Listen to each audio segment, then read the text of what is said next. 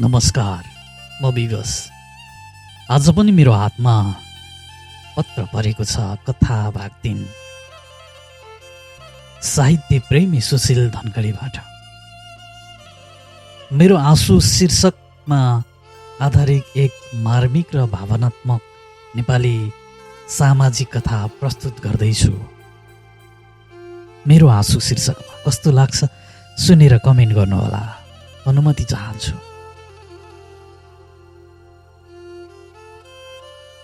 2068 साल माघ 1 गते साँझ पर्नै लागेको थियो।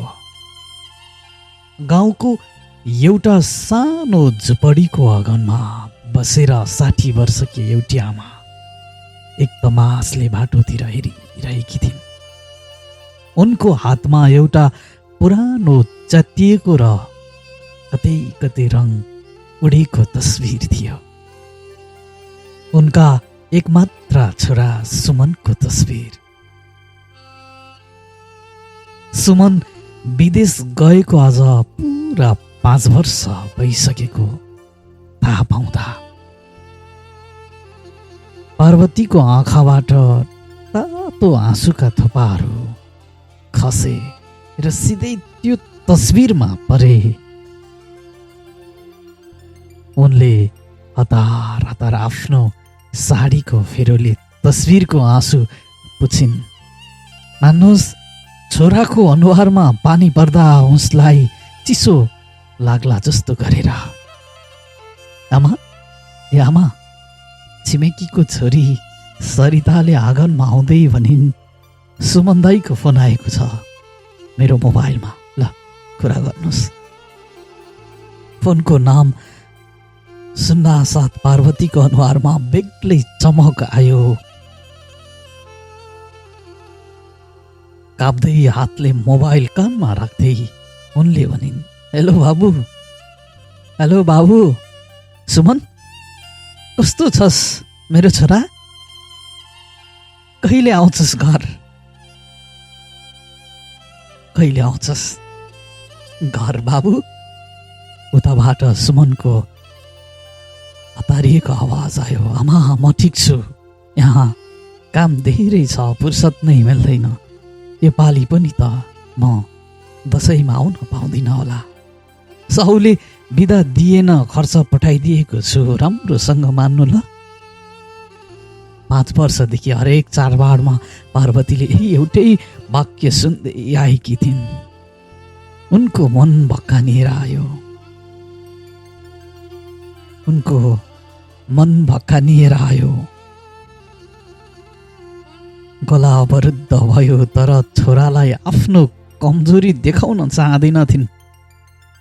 उनले मन दह्रो बनाउँदै भनिन्, पैसा त पठाउँछस् बाबु, तर यो पैसाले चाडबाडमा एक्लोपनको सुनसानलाई किन्न सक्दैन। मलाई पैसा होइन, मेरो छोरा चाहिएको छ बाबु। मेरो यो आँसु बुझ्ने कोही छैनन् यहाँ। मेरो ममतालाई बुझ्ने कोही छैनन् यहाँ। आमा, म राख्छु है, साहुले बोलायो भन्दै सुमनले फोन काट्यो। फोन काटिएपछि पार्वतीका आँखाबाट आँसु अविरल बग्न थाले। ती आँसुमा कुनै गुनासो थिएन, केवल एउटी आमाको तडपाई र बुढेसकालको एक्लोपन थियो। उनले आफैसँग भनिन्, बाबु, तैँले विदेशमा बगाएको पसिनाको मूल्य त छ होला, तर यहाँ हरेक रात मेरो सम्झनामा बग्ने मेरो आँसुको कुनै मूल्य छैन। बाबु, यहाँ हरेक रात तेरो सम्झनामा बग्ने मेरो आँसुको कुनै मूल्य छैन। गाउँका मानिसहरू पार्वतीलाई भाग्यमानी भन्थे,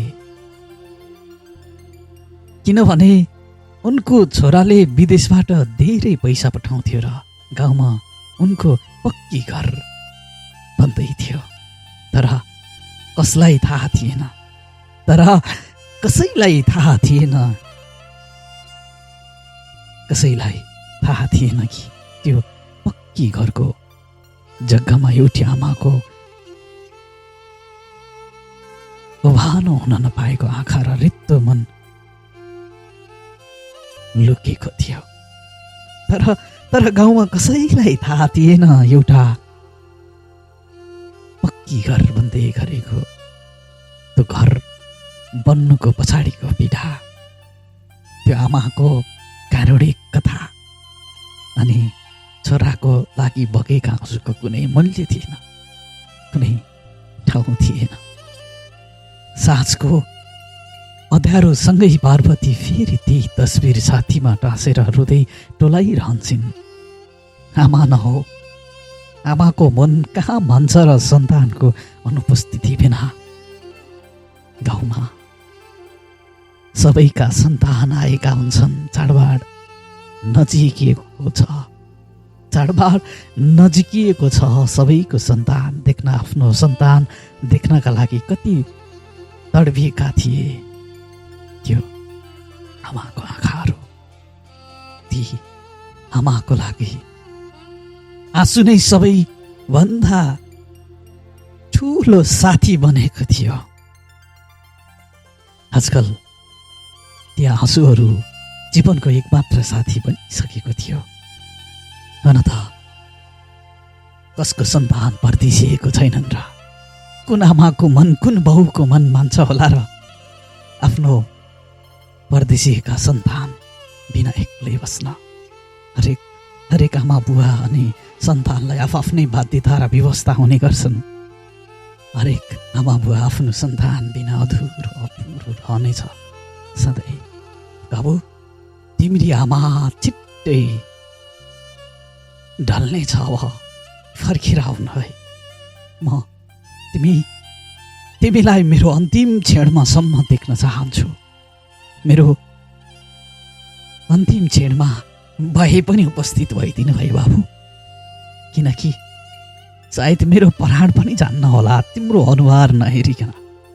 अब त तिमी परदेशमै पसिना बगाइरह्यौ, मैले स्वदेशमा बसेर तिम्रो पर्खाइमा आँसु बगाइरहेँ। फरक तिमीले तिम्रो भविष्यको लागि गर्यौ, मैले मेरो सन्तानको लागि। म तिम्रो आमा हो नि त। आमा कहाँ सक्छु र बाबु, म कहाँ सक्छु र। यस्तै भनेर रोइरहनु भयो। न पनि कुन आमा होलान् र आफ्नो परदेशी सन्तानको लागि नरुने, कुन आमा होलान् र आफ्नो सन्तानको लागि नरुने। धन्यवाद मिठो कथाको लागि। साहित्य प्रेमी सुशील ठेगाना धनगढीबाट। कस्तो लाग्यो? सल्लाह सुझाव र प्रतिक्रिया दिन भने नभुल्नुहोला। हामी फेरि अर्को बसाइमा भेट्नेछौँ। तपाईँसँग पनि कथा, कविता, गजल छन् भने हामीलाई प्रेषित गर्नुहोला। आवाज मिसाउने जमर्कोमा जुट्नेछु म विवश। हवस् त, तपाईँहरूको पल, हरेक क्षण शुभ रहोस्, सुखद रहोस्। नमस्कार।